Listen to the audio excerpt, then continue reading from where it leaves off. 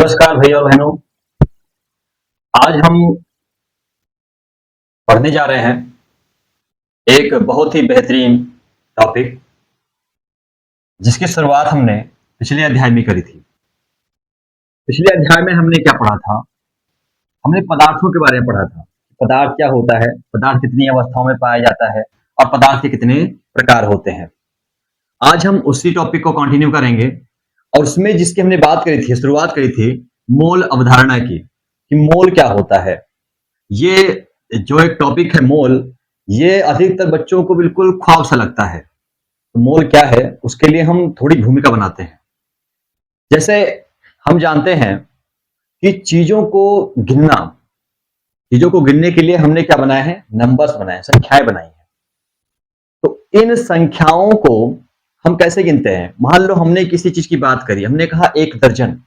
तो 1 दर्जन अगर हम किसी चीज की बात करते हैं तो हमने हमने क्या समझ रखा है कि अगर कोई चीज 1 दर्जन की बात कर रहा है अर्थात 12 संख्या की बात कर रहा है। ऐसे समझे कि मान लो हमने कहा 1 दर्जन केला। 1 दर्जन केला का मतलब क्या है कि 12 केला। ऐसे ही हमने कहा 1 दर्जन टॉफियां, अर्थात कितनी टॉफियां? 12 टॉफियां। ठीक इसी प्रकार विज्ञान में संख्याओं को गिनने के लिए, इन संख्याओं को गिनने के लिए ऐसी चीजें जो बहुत ही छोटी हों, जो बहुत ही छोटे स्तर की हों, उनको गिनने के लिए हम एक विशेष प्रकार के टर्म्स का उपयोग करते हैं, जिसे हम क्या कहते हैं? मोल कहते हैं। इस मोल को समझने के लिए हम शुरुआत करेंगे कहां से? कार्बन से। कार्बन क्या है? हमने पिछले अध्याय में पढ़ रखा है। जब कार्बनिक रसायन हमने शुरुआत करा था, कार्बनिक रसायन पढ़ाने का शुरुआत किया था, तो हमने क्या सीखा था कि कार्बन जो होता है, वो कार्बन जो है किससे बना होता है? कार्बन एक प्रकार का क्या है? परमाणु है। तो परमाणु में क्या क्या होते हैं? इलेक्ट्रॉन, प्रोटॉन और न्यूट्रॉन होते हैं। तो वहां पर हमने बात करी थी कार्बन के परमाणु क्रमांक की। तो कार्बन का परमाणु क्रमांक हमने निकाला था, कितना होता है? 6 होता है। और कार्बन का जो परमाणु भार होता है वो कितना होता है? परमाणु भार का मतलब क्या होता है? उसमें उपस्थित प्रोटॉन और न्यूट्रॉनों की संख्या। तो प्यारे भैया बहनों, कार्बन में हमने बात करी, कार्बन में होते हैं 6 इलेक्ट्रॉन, 6 प्रोटॉन और 6 न्यूट्रॉन। कार्बन का जो द्रव्यमान होता है, कार्बन का द्रव्यमान बराबर होता है प्रोटॉन प्लस न्यूट्रॉन। तो कार्बन में कितने प्रोटॉन है? 6। और कितने न्यूट्रॉन है? 6। तो टोटल कितना हो गया? 12। एक प्रोटॉन का या एक न्यूट्रॉन का द्रव्यमान लगभग बराबर होता है, प्रोटॉन और न्यूट्रॉन का द्रव्यमान लगभग बराबर होता है। तो प्रोटॉन का द्रव्यमान जो होता है 1.67 इंटू 10⁻⁻24 ग्राम होता है। इसे हम एमयू भी बोलते हैं। एमयू का मतलब होता है एटॉमिक मास यूनिट, अर्थात परमाणु द्रव्यमान इकाई। तो हम कह सकते हैं कि 1.67 इंटू 10⁻⁻24 ग्राम जो है 1 एमयू के बराबर होता है। तो इसका मतलब क्या है कि अगर हम यहाँ पर 12 प्रोटॉन और न्यूट्रॉन, प्रोटॉन या न्यूट्रॉन रखें, तो प्रोटॉन या न्यूट्रॉन का द्रव्यमान अगर हम इसमें मल्टीप्लाई करवाएं तो हम यहाँ ये भी लिख सकते हैं कि 12 जो है, ये 12 एटॉमिक मास यूनिट इसका द्रव्यमान है। तो कार्बन का जो द्रव्यमान है वो कितना निकल के आता है बच्चों? 12 एटॉमिक मास यूनिट निकल के आता है। ठीक है। अब हम बात करते हैं आगे मोल कॉन्सेप्ट की। तो हम देखते हैं कि मोल कॉन्सेप्ट जो है वो कहां से आया। तो जैसे हम देखते हैं कि जैसे छोटे-छोटे जो परमाणु होते हैं, जैसे परमाणु हैं, अणु हैं, इलेक्ट्रॉन हैं, ठीक है? इनको गिनना आसान नहीं होता। जो छोटे आयन्स होते हैं, ये क्या होते हैं? बहुत छोटे होते हैं, इतने सूक्ष्म होते हैं कि इनको खुली आँखों से एक-एक काउंट करके गिनना जो है इम्पॉसिबल सा लगता है। तो इनको गिनने के लिए हमारी केमिस्ट्री में एक टर्म दिया गया, क्या? मोल। मोल दिया गया। मोल क्या है? मोल एक यूनिट है, एक इकाई है, क्या मापने की? संख्या मापने की या मात्रा मापने की। किसकी मात्रा? परमाणुओं की मात्रा, अणुओं की मात्रा, आयनों की मात्रा या इलेक्ट्रॉनों की मात्रा। इन सब में अगर किसी की भी मात्रा आपको जाननी है तो उसके लिए हम किसका उपयोग करते हैं? उस टर्म का उपयोग करते हैं, मोल कॉन्सेप्ट का या मोल टर्म का उपयोग करते हैं, मोल इकाई का उपयोग करते हैं। तो मोल क्या होता है बच्चों? यदि हम मोल की बात करें तो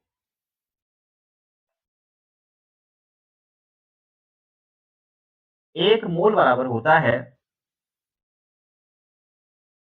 6.022 इंटू 10⁻23। ये क्या है? ये एक नंबर है। 6.022 इंटू 10⁻23 क्या है? एक नंबर है, एक संख्या है। और इस संख्या को एक नाम दिया जाता है। इस संख्या को हम लोग बोलते हैं आवोगाद्रो संख्या।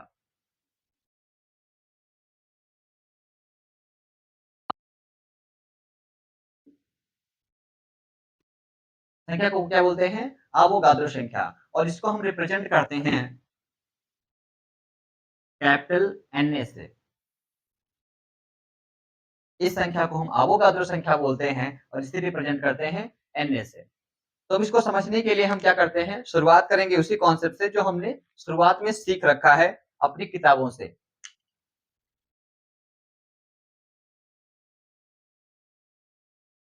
यदि कोई चीज 1 दर्जन है, 1 दर्जन कोई भी चीज हो, तो 1 दर्जन बराबर होता है 12।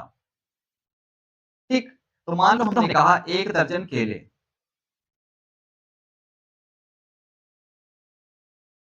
तो हमने किसकी बात करी है?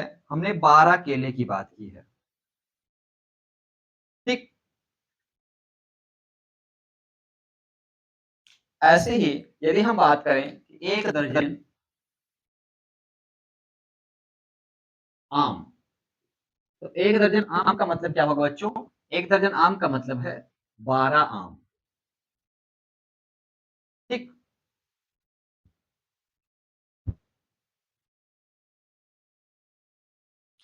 ठीक इसी प्रकार यदि हम कहें 1 दर्जन चूड़ियां,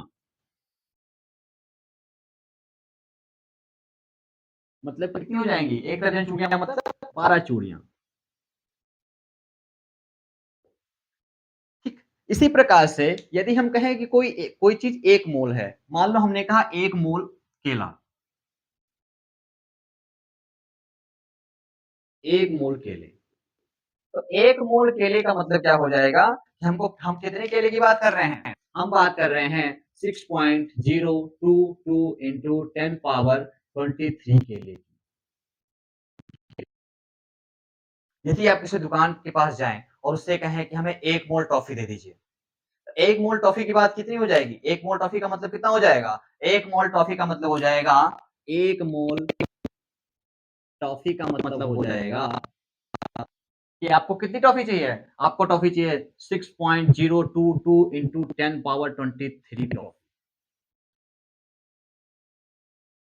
ये संख्या देखने में बड़ी छोटी लग रही है जब इस तरह से लिखी है। अगर इसको हम खोल करके लिखें तो कितनी संख्या हो जाएगी? देखो, इस संख्या को अगर हम खोल करके लिखें तो हो जाएगा 6022।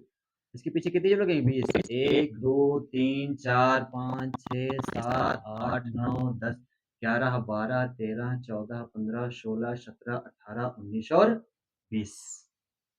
इतनी संख्या में आपको टॉफी मिलेगी अगर आप 1 मोल टॉफी की बात करते हैं। तो 1 मोल टॉफी का मतलब क्या हो गया कि आपको इतनी टॉफियां चाहिए। इतनी टॉफियों का मतलब क्या हो गया? 10 पावर 19 को हम महासंख्य बोलते हैं। तो महासंख्य, इतने से पीछे की जो संख्या है इतनी, इसको हम क्या बोलेंगे? महासंख्य बोलते हैं। तो हमें कितना मिल रहा है? इकाई, दहाई, सैकड़ा, हजार, 10,000। 60,220 महासंख्य टॉफियां। 60,220 महासंख्य टॉफियां।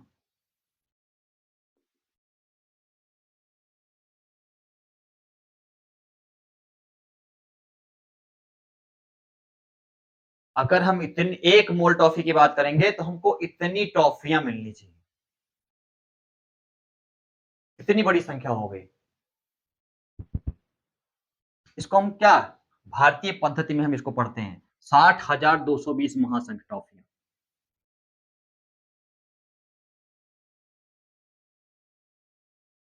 तो 1 मोल का मतलब क्या हो जाता है? इतनी संख्या। इतनी संख्या। ये शॉर्ट में लिखा है, इसको हमने खोल करके लिखा ओपन स्ट्रक्चर में। कैसे लिखते हैं? ओपनली। ठीक है, तो 1 मोल किसी की भी बात करो। अब हम किसकी बात करने के लिए, किसको गिनने के लिए हम इसका उपयोग करते हैं? तो हम उनका उपयोग करते हैं जो बहुत ही छोटी चीजें होती हैं। जैसे किसका?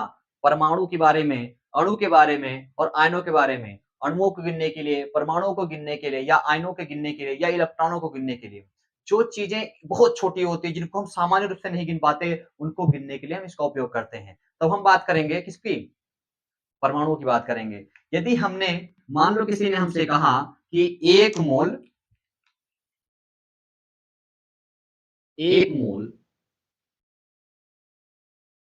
हाइड्रोजन परमाणु, 1 मोल हाइड्रोजन परमाणु। तो 1 मोल हाइड्रोजन परमाणु का मतलब क्या हो जाएगा? 1 मोल हाइड्रोजन परमाणु का मतलब हो जाएगा कि आप कितने परमाणु की बात कर रहे हो? 6.022 into 10 पावर 23 हाइड्रोजन परमाणु की बात कर रहे हो। यदि किसी ने कहा 1 मोल हीलियम परमाणु,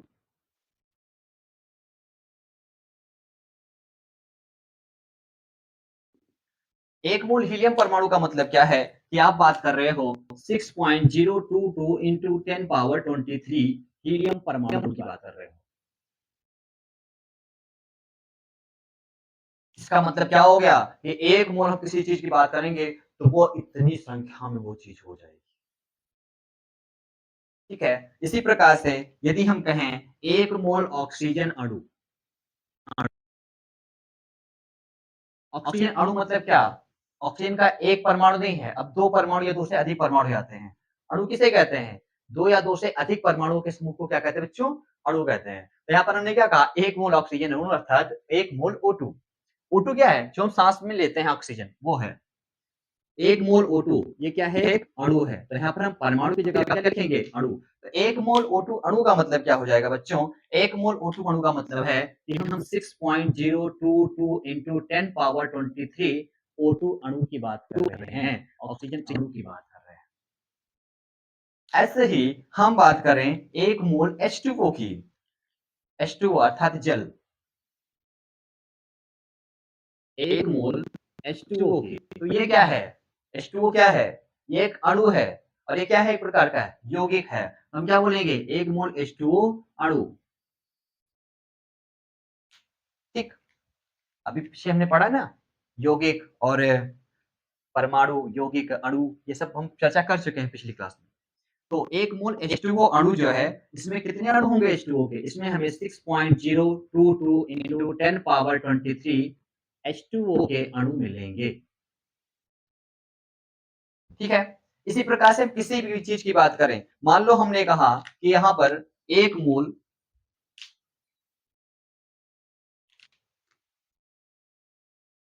H2SO4 अणु की बात हो रही है। H2SO4 क्या है? सल्फ्यूरिक अम्ल है। सल्फ्यूरिक अम्ल, तो सल्फ्यूरिक अम्ल क्या है? अणु है, एक प्रकार का यौगिक भी है। तो हम क्या कहेंगे? 1 मोल H2SO4 अणु में मतलब कितने मिलेंगे हमें? 6.022 into 10 पावर 23 H2SO4 के अणु मिलेंगे। ठीक है, अगर हम यहीं पर मोल की संख्या बढ़ा दें तो अणुओं की संख्या भी क्या हो जाएगी? बढ़ जाएगी। कैसे बढ़ेगी उसको देखते हैं। मान लो हमने कहा यहाँ पर 1 मोल हाइड्रोजन परमाणु की जगह कितना है? 2 मोल हाइड्रोजन परमाणु है। 2 मोल हाइड्रोजन परमाणु, 2 मोल हाइड्रोजन परमाणु का मतलब क्या हो जाएगा? 2 into 6.022 into 10 पावर 23 हाइड्रोजन परमाणु।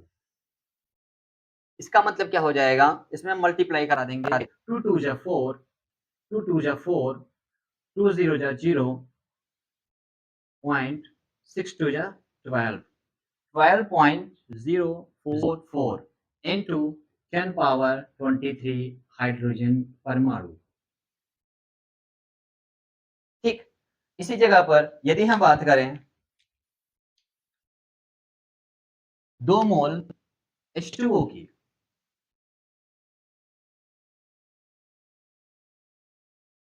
2 मोल H2O अणु, तो 2 मोल H2O अणु का मतलब क्या हो जाएगा? इसका मतलब है यहाँ पर हमें 2 into 6.022 into 10 पावर 23 H2O के अणु मिल रहे हैं। इसका मतलब हमें मिल रहा है 12 into 044 into 10 पावर 23 H2O अणु।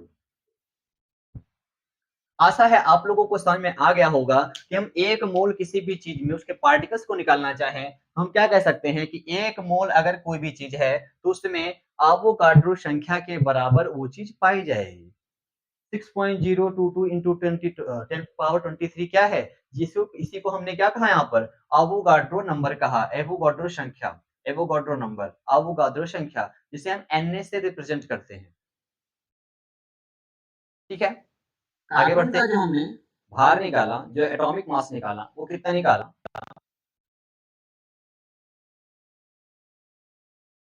12 AMU, 12 AMU। अगर हम बात करें कि अगर हम एक मोल कार्बन की बात करें, एक थ्योरेटिकल वैल्यू है, एक मोल कार्बन की बात करें,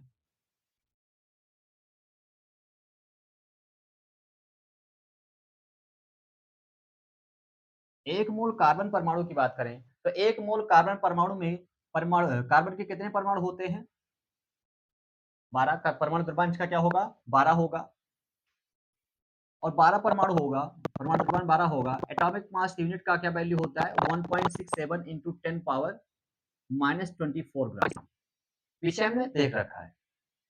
और एक मोल कार्बन परमाणु है, अर्थात इसमें कार्बन के कितने परमाणु होंगे टोटल, एक मोल कार्बन परमाणु का मतलब कोई भी चीज हमने किया था, एक मोल कोई भी चीज हो, एक मोल कोई भी चीज हो, मान लो एक मोल कार्बन परमाणु है, तो एक मोल कार्बन परमाणु में कार्बन के कितने परमाणु होंगे, तो इसमें कार्बन के होंगे 6.022 इंटू 10 पावर 23 कार्बन परमाणु। अगर एक मोल कार्बन परमाणु है तो इसका मतलब है कि इसमें कार्बन के कितने परमाणु हैं, 6.022 इंटू 10 पावर 23 कार्बन परमाणु मौजूद हैं। तो यहाँ पर हम क्या करेंगे, एक मोल कार्बन परमाणु का हम द्रव्यमान निकाल रहे हैं, तो उसके लिए हम क्या कहेंगे, इसका द्रव्यमान जो है वो क्या है, 12 एमयू होता है। 12 एमयू का मतलब 12 गुणा एमयू, एमयू की वैल्यू क्या होती है, 1.67 इंटू 10 पावर 24, अर्थात प्रोटॉन या न्यूट्रॉन के द्रव्यमान के बराबर, इनटू एक मोल में कितने परमाणु होते हैं, 6.022 इंटू 23। इसको जब हम सॉल्व करते हैं तो ये और ये वैल्यू, दोनों की वैल्यू जब मल्टीप्लाई होती है तो आता है 12 इंटू 1 ग्राम, इस टोटल की वैल्यू आती है 1 ग्राम। तो हम इससे मल्टीप्लाई जब करवाते हैं तो हमें क्या प्राप्त होता है बच्चों, हमें प्राप्त होता है 12 ग्राम। अर्थात कार्बन के एक परमाणु का द्रव्यमान 12 ग्राम होता है, कार्बन के एक परमाणु का द्रव्यमान 12 ग्राम होता है। एक मोल कार्बन परमाणु का द्रव्यमान कितना होता है, 12 ग्राम होता है। एक मोल कार्बन परमाणु का द्रव्यमान 12 ग्राम होता है। अर्थात हम इससे समझ सकते हैं कि हमारे जितने भी परमाणु हैं उनका जो क्या होता है, परमाणु द्रव्यमान होता है, एक मोल जब उसकी वैल्यू अगर हम एक मोल ले लें तो उस चीज का, उस पदार्थ का या उस परमाणु का जो द्रव्यमान होगा एक मोल में, उसके परमाणु द्रव्यमान के बराबर ही होगा, लेकिन ग्राम में होगा। कैसे, जैसे हमने कहा कि एक कार्बन का द्रव्यमान होता है 12 AMU, और यहां पर हमने निकाला कि एक मोल कार्बन का द्रव्यमान क्या होता है, 12 ग्राम। जितना परमाणु द्रव्यमान था उसी के बराबर आया है, लेकिन यूनिट क्या हुई है, चेंज हो गई है। यूनिट पहले थी एटॉमिक मास यूनिट, अब यूनिट क्या है, ग्राम। तो अर्थात जब एक कार्बन के द्रव्यमान की बात की जाएगी तो वो एटॉमिक मास यूनिट में होगा, एक एटम का द्रव्यमान होगा। लेकिन अगर हम एक मोल की बात करेंगे तो एक मोल का द्रव्यमान उसके एटॉमिक मास यूनिट के द्रव्यमान के बराबर ही निकल कर आएगा, लेकिन किसमें, ग्राम में। उसकी यूनिट क्या हो जाएगी, ग्राम में हो जाएगी। सिंपल। तो अगर हम यहाँ पर नाइट्रोजन का एक मोल नाइट्रोजन लें, एक मोल नाइट्रोजन परमाणु लें और इसका द्रव्यमान निकालें तो हमें कितना द्रव्यमान प्राप्त होगा बच्चों, इसका द्रव्यमान हमें प्राप्त होगा, नाइट्रोजन का परमाणु द्रव्यमान क्या होता है, 14 होता है। और हम एक मोल की बात कर रहे हैं तो इसका द्रव्यमान क्या हो जाएगा, 14 ग्राम। ठीक, ऐसे हम ऑक्सीजन परमाणु की बात करें, एक मोल ऑक्सीजन परमाणु।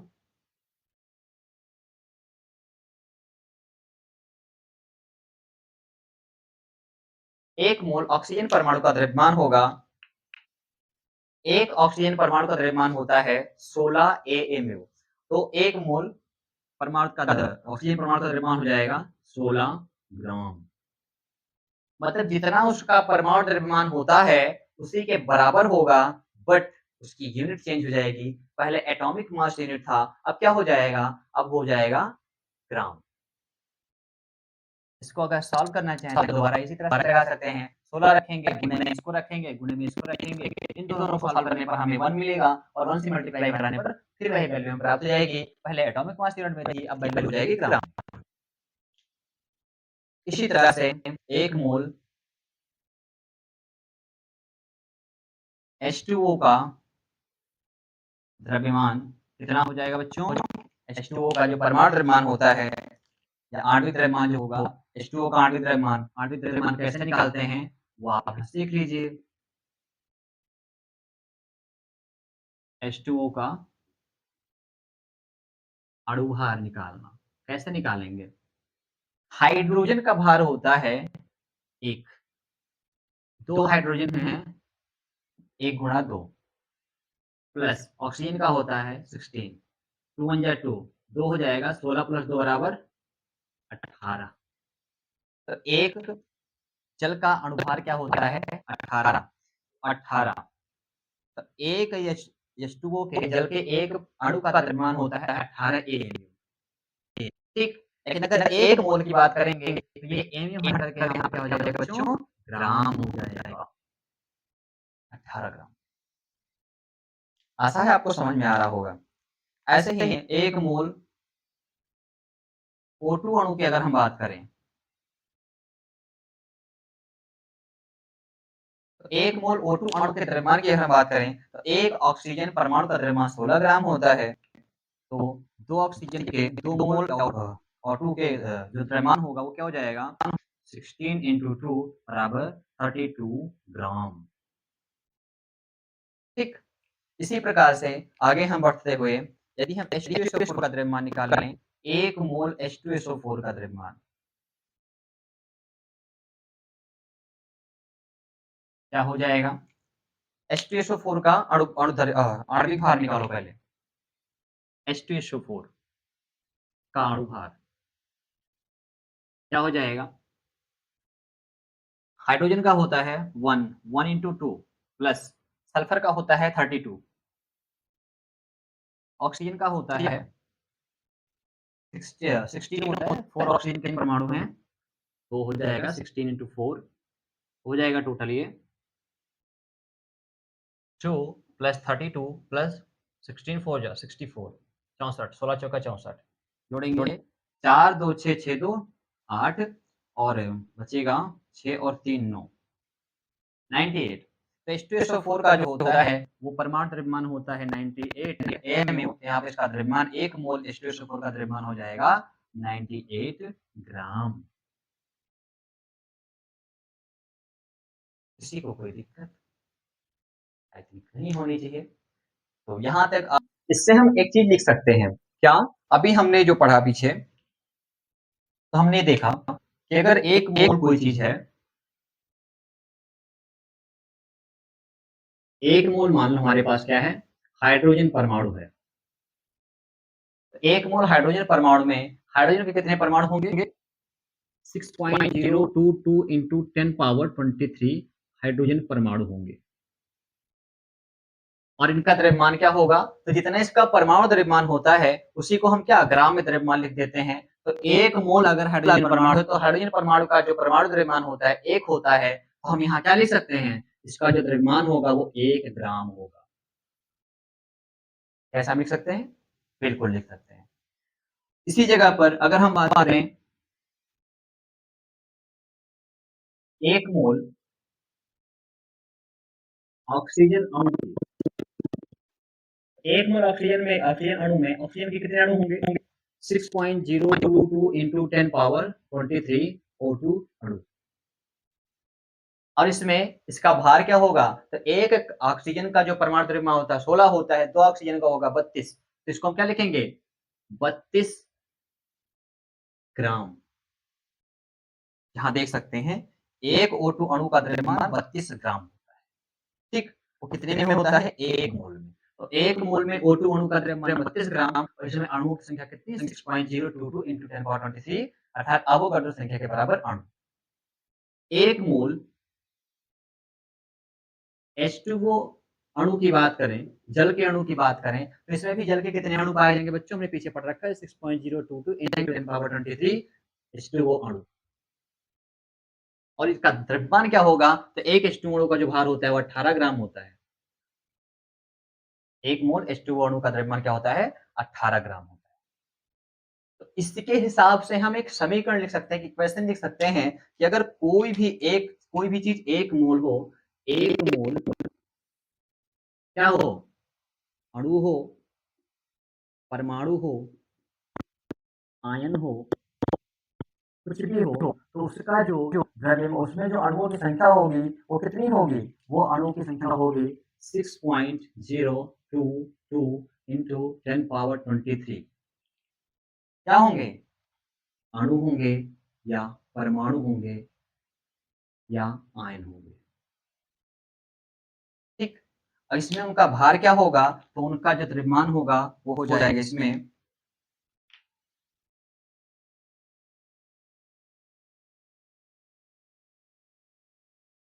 परमाणु द्रव्यमान के बराबर।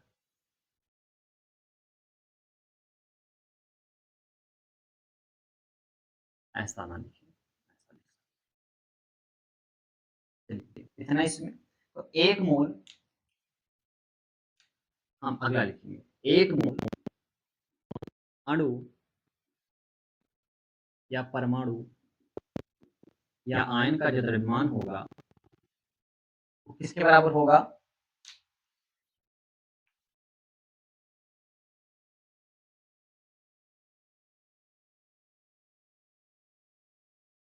परमाणु या अणु या आयन का ग्राम में जो द्रव्यमान होता है उसी के बराबर होगा, ठीक है?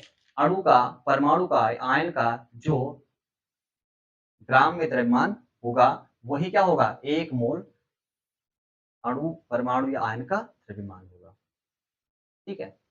जैसा कि हमने निकाल रखा है, देखो हमने क्या कहा? 1 मोल नाइट्रोजन परमाणु का द्रव्यमान कितना होता है? 14 ग्राम होता है। 14 ग्राम का मतलब क्या है? कि एक नाइट्रोजन का जो परमाणु द्रव्यमान होता है कितना होता है? 14 एटॉमिक मास यूनिट होता है। तो उसी को हम किसमें कन्वर्ट कर देंगे? ग्राम में कन्वर्ट कर देंगे। हमें 1 मोल में उस परमाणु का क्या प्राप्त हो जाएगा? द्रव्यमान प्राप्त हो जाएगा, ठीक है?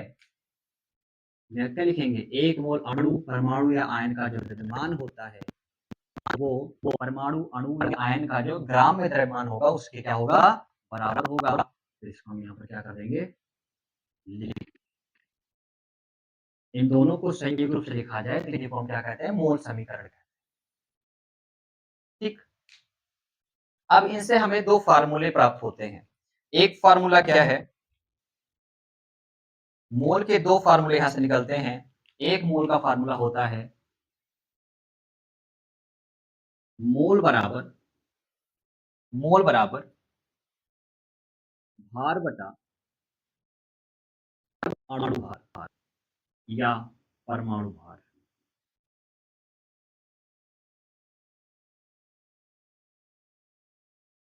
दूसरा सूत्र क्या प्राप्त होता है? मोल बराबर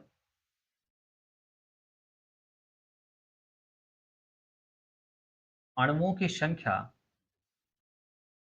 अपान अवोगाद्रो संख्या।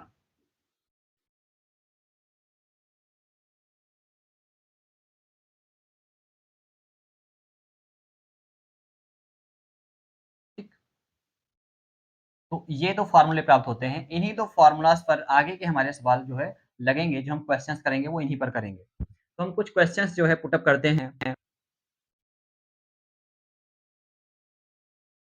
इन सूत्रों को बदला भी जा सकता है। इनको बदल करके हम किस प्रकार लिख सकते हैं?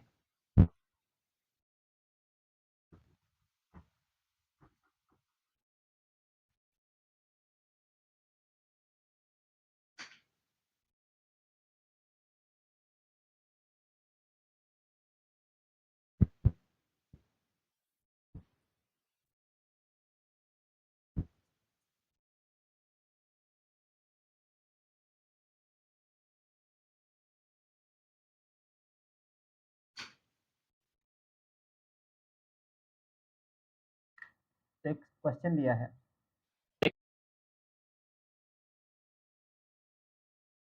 36 ग्राम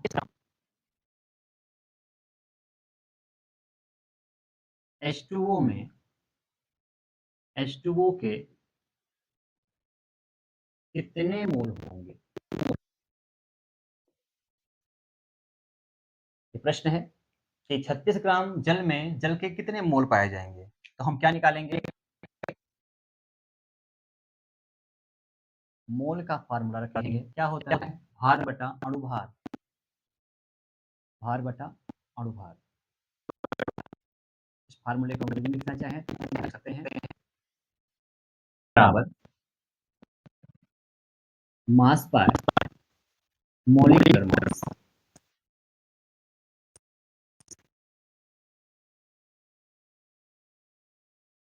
ठीक है, तो 36 ग्राम H2O दिया गया है, तो अर्थात इसका वेट दिया गया है, मास जो है इसका दिया गया है, तो मास क्या दिया गया है? 36 ग्राम।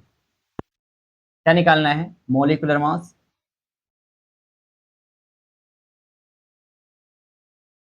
मतलब अणुभार निकालना है। तो अणुभार क्या हो जाएगा?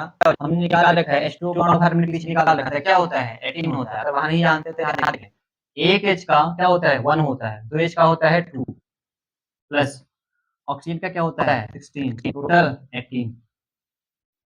18 ग्राम। मोल निकालेंगे, क्या लिखेंगे? Mole equal to mass 36 gram upon 18 gram. 18 टू जा 36, तो मोल आपका क्या निकल के आएगा? 2। तो आपको कितने मोल प्राप्त है? यहाँ पर जल के 2 मोल हैं, कितने ग्राम में? 36 ग्राम जल में। यदि आप 36 ग्राम जल लेते हैं तो आपको उसमें 2 मोल जल के मिलने वाले हैं। सिंपल। ऐसे ही एक क्वेश्चन और,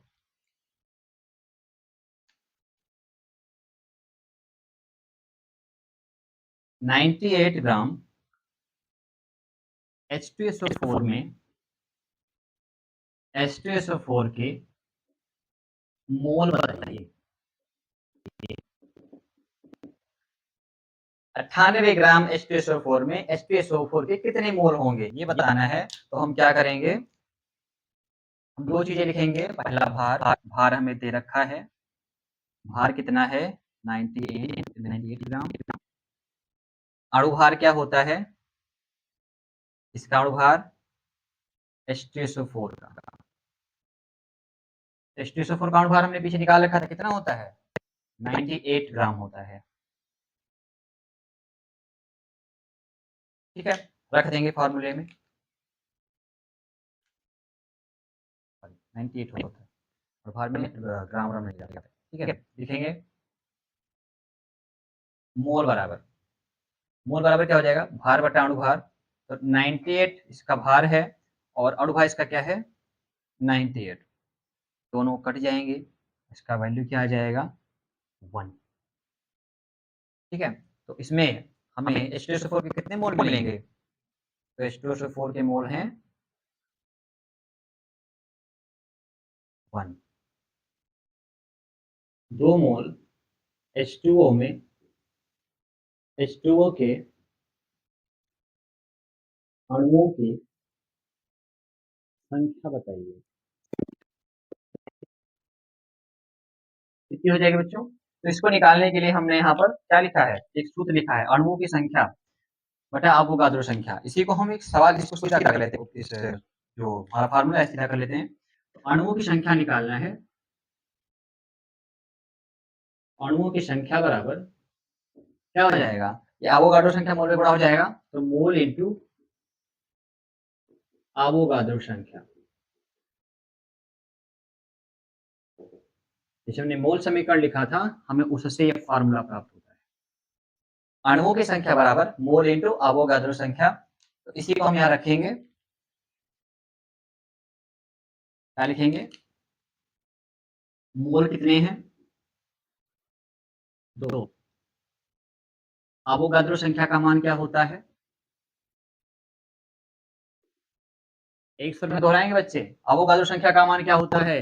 6.022 इंटू 10 पावर 23। ठीक है ना?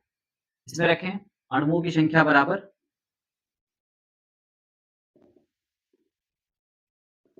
क्या है बच्चों? मोल। इसमें कितने मोल दिए गए हैं? 2 गुणा अवोगाद्रो संख्या कितनी है? 6.022 into 10 पावर 23। अणुओं की संख्या कितनी प्राप्त होगी बच्चों? अणुओं की संख्या बराबर मल्टीप्लाई कराओ, 2 2 जा 4, 2 2 जा 4, 2 0 जा 0, 2 6 जा 12, 12.044 into 10 पावर 23 अणु।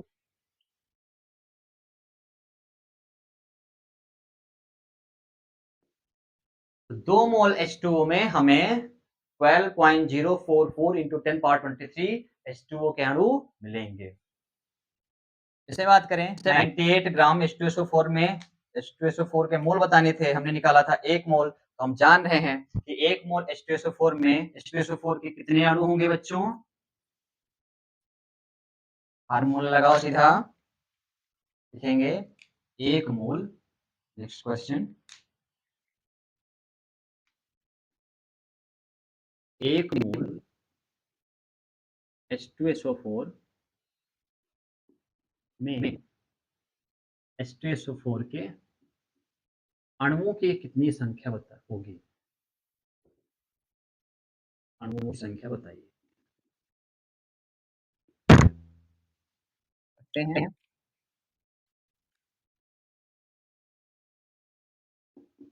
अणुओं की संख्या बराबर कितना दिया गया है? 1 मोल। अवोगाद्रो संख्या बच्चों 6.022 into 10 पावर 23। ठीक है, 1 से मल्टीप्लाई कराने पर कोई फर्क पड़ेगा नहीं, तो अणुओं की संख्या कितनी आ जाएगी?